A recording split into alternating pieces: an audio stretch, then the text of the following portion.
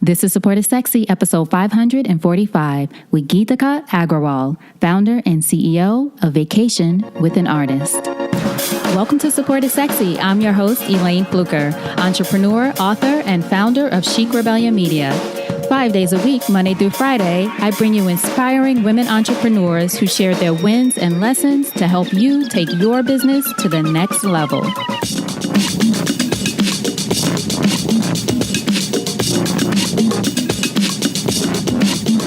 Here we go.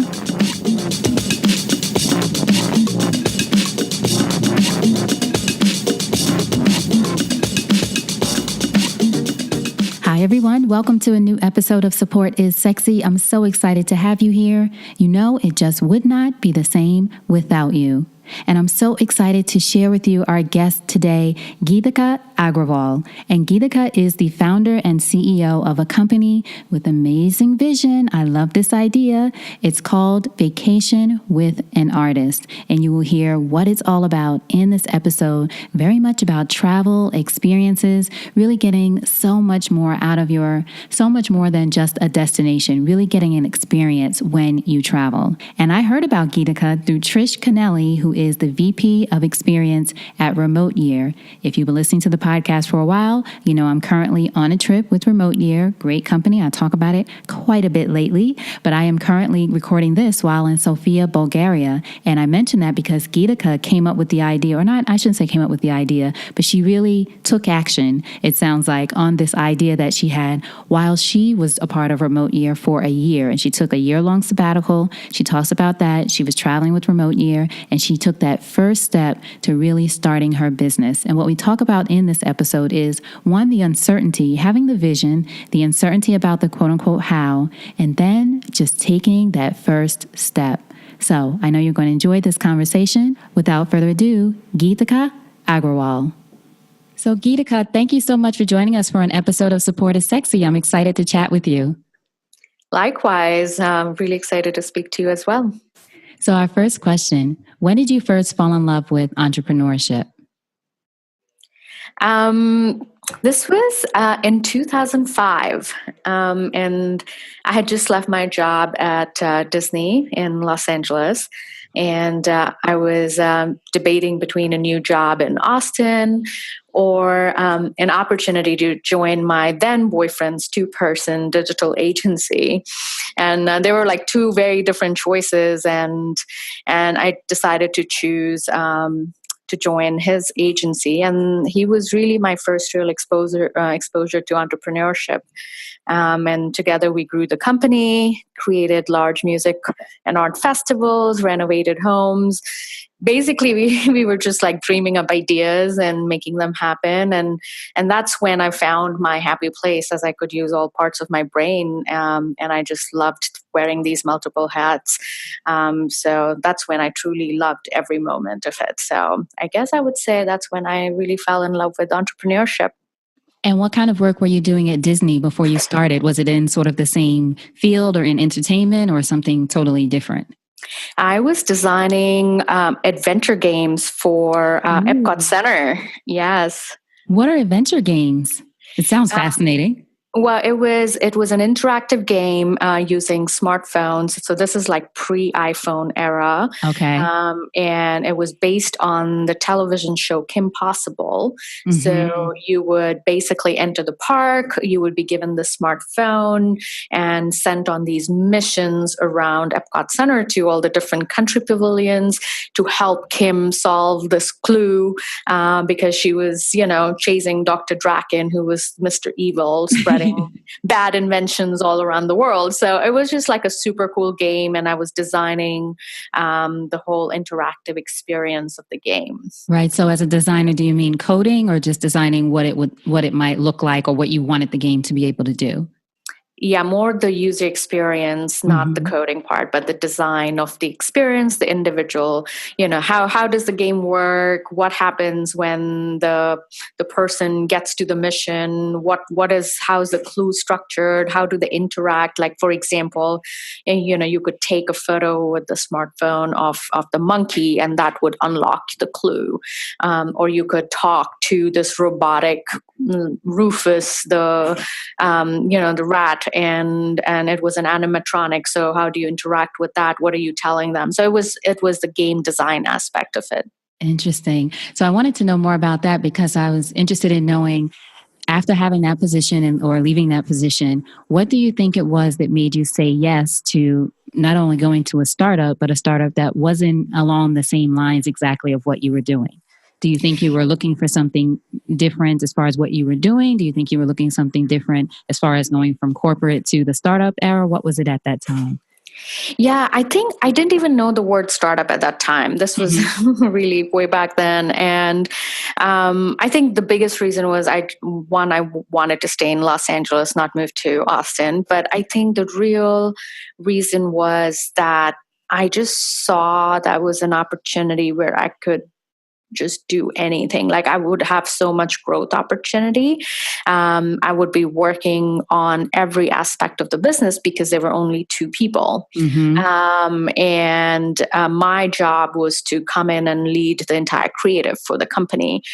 So I would have complete ownership on the creative projects, help build a team, figure out what our office should look like when the clients came. It was just a very like hands-on role, and really building something from sort of similar to what you were doing, building something, imagining something from the ground up. Exactly. And I think like that's what drew me to it, and just the possibilities. And I don't think at that time I was thinking too much about how this would change my career. Oh, the other interesting part was that while I was designing games and everything, the digital world was, just picking up what was possible in terms of designing experiences for the web. So I was also going to get an opportunity to design now for a total, more like screens versus physical environments. And so it was the idea of exploring new opportunities and building things from the ground up that really got me excited. What year was that around? Because you mentioned it was before sort of the stage, of course, that we're all in now, where everything seems so common.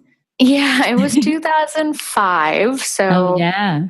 It was a while ago when it was not that common. It was there, but not that common. Right. So how big did you all grow the company to? You mentioned it was just, I guess, the three of you in the beginning. Yeah, so we grew it to 8 people for the 3 years that I was there. And then we had some really big clients like Sony, NASA, LACMA, and we were working with a lot of other consultants who were remote. And again, remote working at that time was like not a big thing. Right. But we had people in Colombia, Austria, India, all over. So yeah, we grew the company to that size, and then I left, but the company is still going, and they're about 30 people now.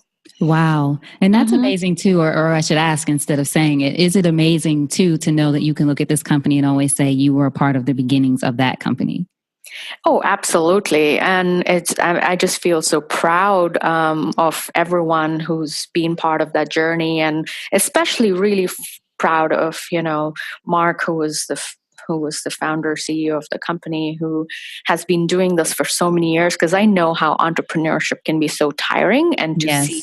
And there's so many ups and downs, and he's been doing that for so long. And I'm in touch with him, and I meet him, and to see that he still has the energy to keep going is really inspiring. So tell us a little bit about your background and where you grew up. Well, I was born and raised in India. I kind of grew up surrounded by some exceptional engineers and doctors, just like everyone in India does. and I decided to take the unexplored and unpopular path to architecture school. So I went to school in Ahmedabad, which is in Western India, and I was there for 5 years before I moved to Los Angeles.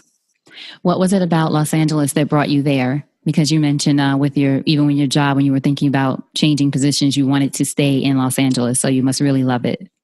Well, it was not so much about the city, because while I was in India, I didn't know anything about Los Angeles. But in 1999, when I was still in architecture school in India, I had come to San Francisco to do my internship. Mm-hmm. And I learned about this college, Art Center College of Design in Pasadena. And I just fell in love with the college, and I fell in love with the specific program. It was a master's in industrial design program that combined design and technology and business. And that is what drew me there. So I applied there, and that's why I moved to LA. How would you describe yourself as a young person growing up in India? A black sheep. Yeah. Why was that? Because were your choices always different than everyone else, or why do you say a black sheep? Yeah, I guess like I was always doing things that no one else around me was doing. Like everyone was pursuing a career in engineering and medicine, and I was thinking of architecture. Mm-hmm. Everyone was, I don't know, I was always just doing things very differently. And I felt like I was always giving a lot of headaches and heartaches to my parents. So I was very different from my two sisters. So I would say that's how I would describe myself when I was young. Would you say that you had, even though I know you went to work for, I should say, Disney, do you feel like you always had an entrepreneurial spirit? You know what? I don't know. I don't know. I don't think I ever knew about that word or knew what that meant. The one thing I do know is that I was always very independent. Mm-hmm. I had independent thinking, and I had a vision. I always had a vision in my head, and I would just like go after it. So I think that's all I've always known about myself. But whether or not I'm entrepreneurial, I didn't know that until now. So you're speaking about vision. That's the perfect segue. Tell us about the vision for the company that you have now, Vacation with an Artist.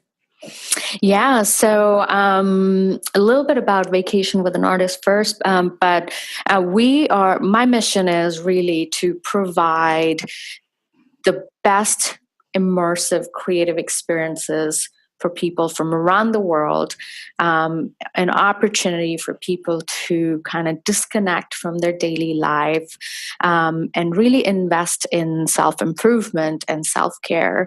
I think our today's lives are so shallow. We feel like, our interactions have become very shallow.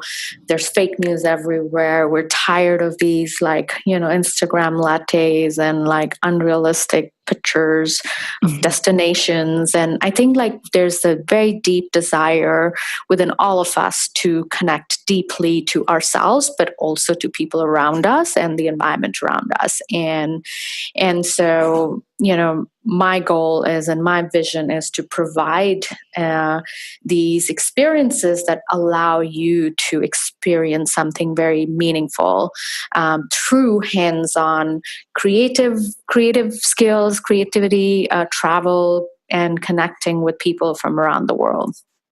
Now, what year, I should say, did you start Vacation with an Artist? So I started working on it in 2015, but it's been about 14 months now that I've been doing it full time.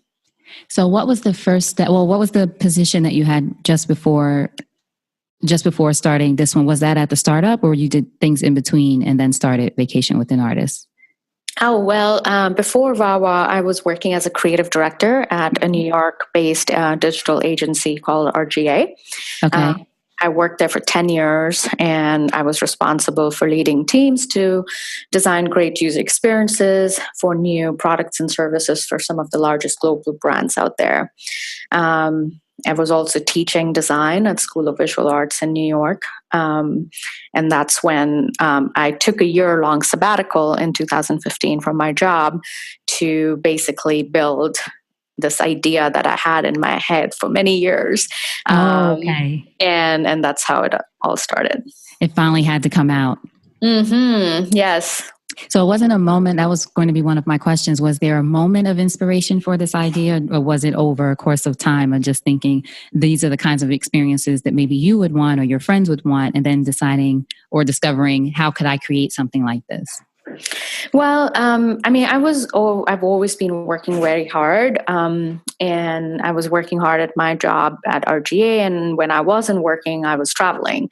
And during my travels, I would seek these experiences to unplug, work with my hands, learn new skills, and just spend more time with these locals. And this is something I'd been naturally doing since my architecture college days in India, when I would spend summers traveling to cities all over India and like learn new skills working with craftsmen. And it felt really good, and I think it left a very lasting impression on me and kind of shaped how I traveled in the future. And that desire to just immerse myself in such experiences kept growing. However, it was just very hard to find such experiences. So I would say, like, it had been building in me for a long time. It was just the person I had become, and I just saw that more and more people around me were craving similar experiences, and that's how it was born.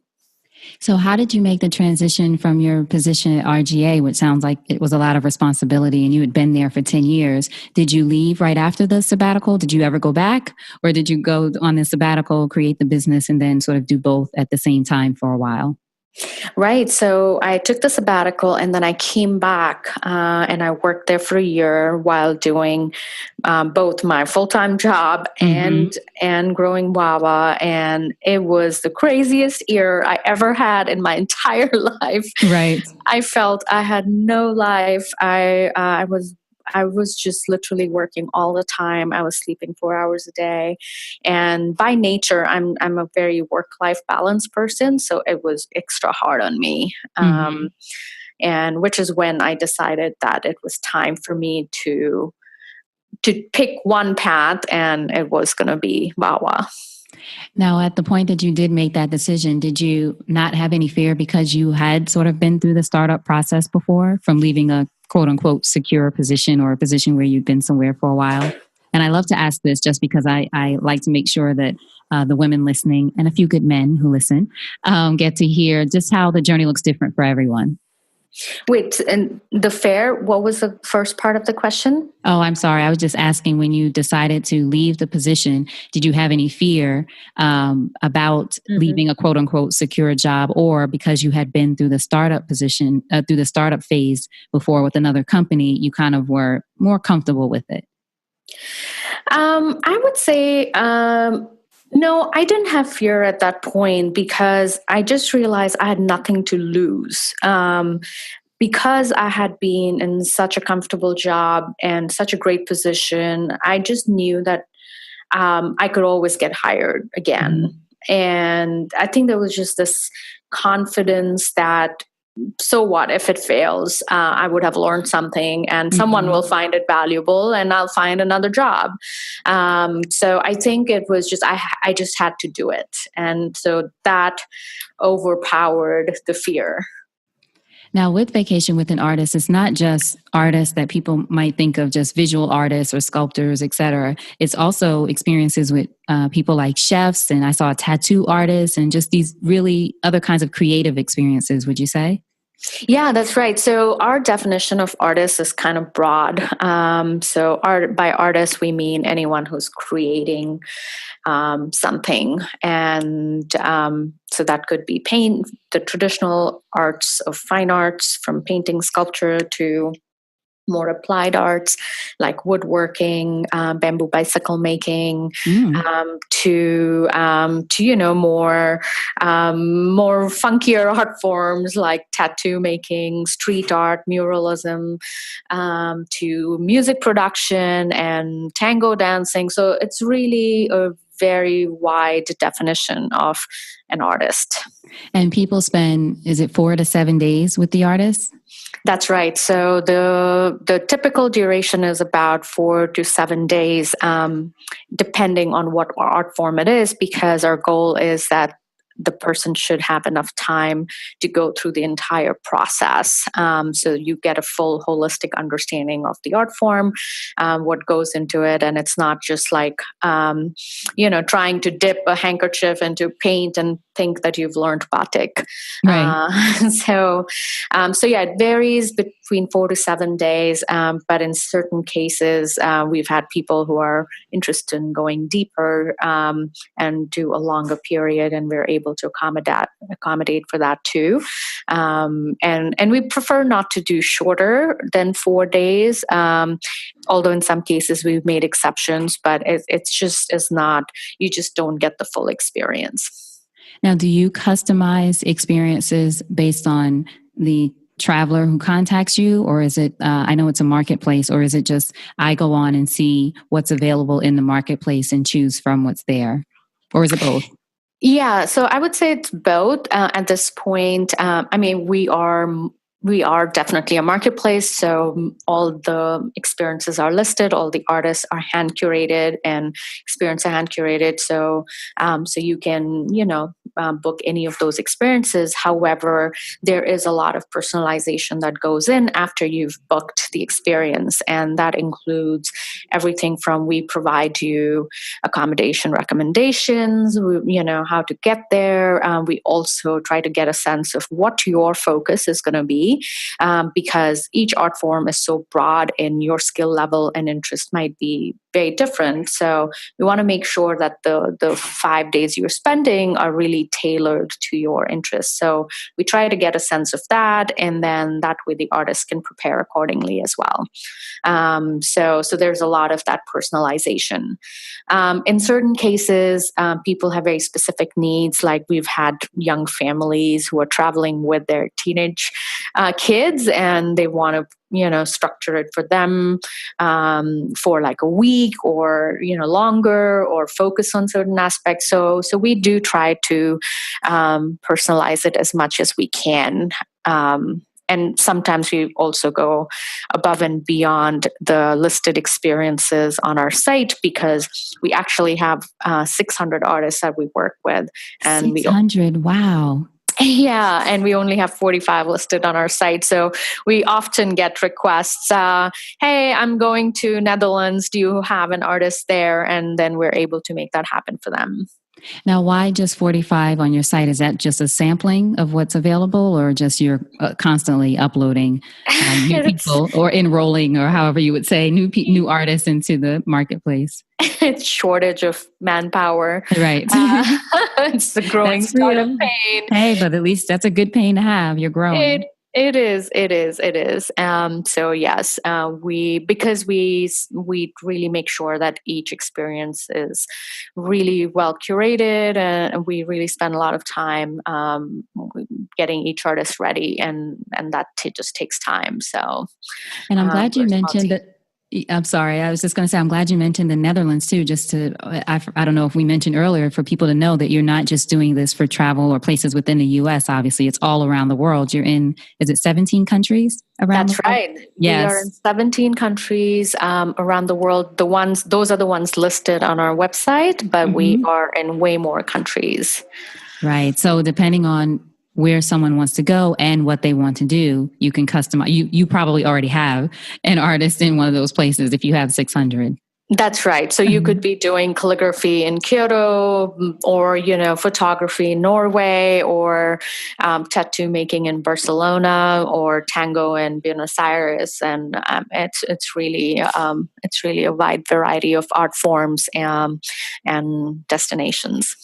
Now, do artists contact you also? I'm sure you have your own process for choosing people, but do people reach out to you as well and say, I would love to offer whatever kind of, talent, et cetera, that I have? Absolutely. So in the beginning, I had started hand curating when I was traveling all around the world. I was hand picking and finding these artists, but we have a way for artists to apply online. So we've received those applications and review them. We also get a lot of referrals, and we have a really big artist network that we tap into. Excellent. So will we be able to put a link or something where people, because we have a lot of artists listening, be able to apply online? Are you accepting any new applications at this time? Absolutely. So the applications are always open. It's just like I mentioned, we have 600 artists and we haven't been able to onboard everyone fast enough. So if you are an artist listening, do apply and we will definitely get back to you at some point. At some point. Excellent. All right. So everyone listening, I'll have a link to that just because my audience is they take action, which I love. So I like to give as many links and resources as possible. I love that. Now, one of the things I saw, I believe written on your website, it was mentioned that 75% of your current audience, or maybe not on your website, I think some other information, a little research, 75% of your current audience is female travelers or independent female travelers, actually. So I was curious, why do you think women especially are drawn to VAWA and experiences like this? Yeah, I think like in general, there are just more women traveling. Women are just more independent. They have more money, and because they're just taking on more responsibilities in their life, I think they're also wanting to then step away from it and invest in themselves. So because they are by nature they tend to be very personal growth oriented. They tend to look for experiences that are going to lead to some growth and self-care. So this becomes a really safe way to travel someplace, be under the guidance of vetted, curated artists, and really pursue their creativity. And I think that's what really draws women to this. What would you say is your vision for the company moving forward? When you look ahead some, how do you hope to see it evolve? We would. I mean, our first and most near-term vision is really to create the best, marketplace to have the best choice of these creative experiences that you could go on. And so we want to add more artists, more destination, more different art forms to really cater to everyone's growing needs. And then I think we also want to provide opportunities for reviving a lot of lost arts and traditions. I think our world is so rich with so many of those, and they're dying because they're not being passed forward. So we really want more people to learn and take them forward in the modern day context. And then also kind of there's like this other side of our mission, which is really reviving the lost art of apprenticeship. And I think there is, we've kind of lost that idea of going deep into learning, and everything is just on our fingertips and we can Google answers to everything. But I think there's a huge part of us that's really craving, deeper learning under a master, under someone who can really guide you. And I think we want to kind of revive that lost art of apprenticeship. Going back a little bit, actually back to the beginning, I know we just talked about vision moving forward, but I'm curious if you could share with us one thing, and I know it was many things that we have to do as entrepreneurs, but would you say that there was one thing that you knew you had to do in order to start this vision? Because I asked that because it's wonderful to hear how you've grown and how you had this idea that was in you for so long, created this company, and how it's growing so well. So I'm wondering, for people listening who are thinking, but how do I start? What is the first step? Or what is the key? And the key, quote unquote, key can be different for everyone. But I just want to ask you, do you think, if you think back, would you say the day I did X is the day I really feel like I got started, or the day I knew I had to do X was something that, really helped push me forward toward this vision? Does that make sense? Yeah, definitely. I think about it quite often because I don't clearly remember what that moment was. But I do think it is about just like starting to do things and not overthinking it. I remember, of course, I had chosen to take the sabbatical and I was going to do that. And I had decided that I was going to dedicate this time and mental space to work on this. I think that was the first level of commitment. But I think once that started, the first step really was I traveled to Prague on my first day. I just was like, okay, where am I going to find the artists? So I just started wandering the streets. I just started talking to people. I didn't have a full idea at how it's going to shape up, but someone told me about this incredible shoemaker. I just ended up going and meeting him. I told him what my idea was, and that led to, he kind of liked that idea. And then I spoke about that idea to more artists, and I just started doing things. And before I knew, I had been to 5 countries, and I already had shared this idea with many artists, out of whom I thought, these 10 were amazing. And I literally just put up a Squarespace site and just launched it. So I think it was more about just doing it and making it happen without putting the pressure on myself what the result was going to be. Yes, I love that. That was perfect. Thank you so much for sharing that. That was exactly not the answer I was looking for. It was a great answer, but the answer to the question. And I think so much of what you said is what we need to either hear for the first time or be reminded of. The fact that it sounds like you let go of the how, which is something I talk about a lot on the podcast, right? You definitely knew your why and you knew your what because it had been with you for a long time. And then you just start. When people say, what's the first step? It's sort of, people talk about be, do, have if you've done any personal development work. We've heard that before, but you just being the person who has this company and you're going out and speaking to artists as opposed to, I'm going to wait until fill in the blank, right? Right. Off talking to the shoemaker in Prague and then it just kind of goes from there. It just goes from there. Everything falls into place eventually. Yes, excellent. Thank you for sharing that. So I'm interested, what would you say then is the greatest challenge, other than your fantastic growth, what would you say is the greatest challenge in your business at this time and how are you moving beyond that? So in fact, growth is our challenge. While we've made, tremendous progress, we have to scale fast enough. And we're not dreaming of like hyper growth, but we have to continuously make sure our experiences are excellent. We've got 5-star reviews from all our guests to date, so that's great. But like, how do you deliver that at scale as more and more experiences happen? We've had our first customers and guests have been, they've just found us organically because we were written in press, but we haven't done any marketing. So as we try to grow our guest community worldwide, our traveler base, where do we find them? How do we reach them? And really, how do we scale what we're doing and really make our, reach our mission?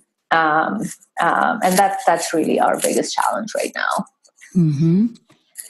One quick thing, I think your microphone might have moved some. Your headphone is scratching. Is it better now? Yes, that's perfect. It's that happens. Sometimes it ends up getting on the clothes or the hair a little bit. Oh my God, I'm sorry. Do you want me to repeat? No, it's perfect. It's okay. It'll sound okay. So, what was going to be okay. So I have a selfish question. I always preface when I have selfish questions that I'm asking for myself, but it'll help everyone else too. I love those. You love selfish questions. So as you know, I'm doing remote year right now and talking to you from Bulgaria. And if I were someone who was going to say Peru or Colombia or wherever, and I wanted to have a VAWAA experience, say getting language lessons.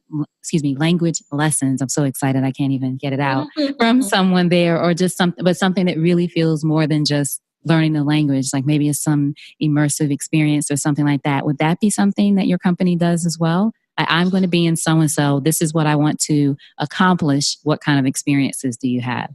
Absolutely, yes. Okay. So we do not have anyone specifically in the language space right now. However, we welcome those kind of requests. So one, you could just go to the website, VAWAA.com, and look at the artists we have currently in those countries that you're traveling to. Okay.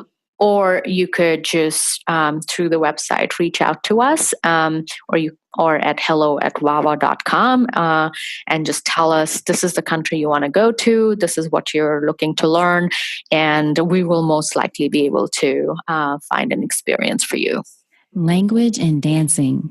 Those are the two things. If you're going to a certain country, learning how to dance, whatever That's the dance is of that country. Okay, I'm going to be looking in the marketplace. Mm-hmm. Yeah, and in fact, if you're in Bulgaria, we do have an incredible contemporary dancer in Bulgaria. Really? She used to be in Belgium, and she's just moved back to Bulgaria. And her experience includes everything from, just like basic movements, so you can prepare for bigger movements, all kinds of workouts related to that, and really being able to develop your own choreography using those basic modern dance movements. Oh, maybe I will get her. Well, I guess I can look on the marketplace or get her name from you after the show and find out, because I can arrange a group from whoever. It doesn't have to be ladies, right?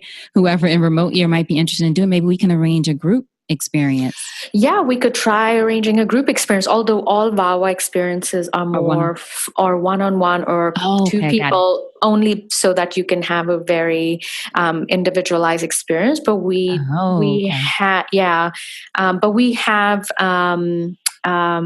been exploring options for smaller groups, like up to 4 to 5 people. Right. That's doable, but anything bigger than that becomes too big and feels more like a class then. Right, than a one-on-one experience or an intimate experience. Excellent. All right, selfish questions over. Excellent. Yeah, okay. Well, that's great. So now, what would you say entrepreneurship has taught you about yourself as a woman? That you have to just keep going. I think there are a lot of challenges being a woman, and being an entrepreneur, you're just always short on energy and what you're able to do. And what I have found for myself is that my mental sanity is the most important thing.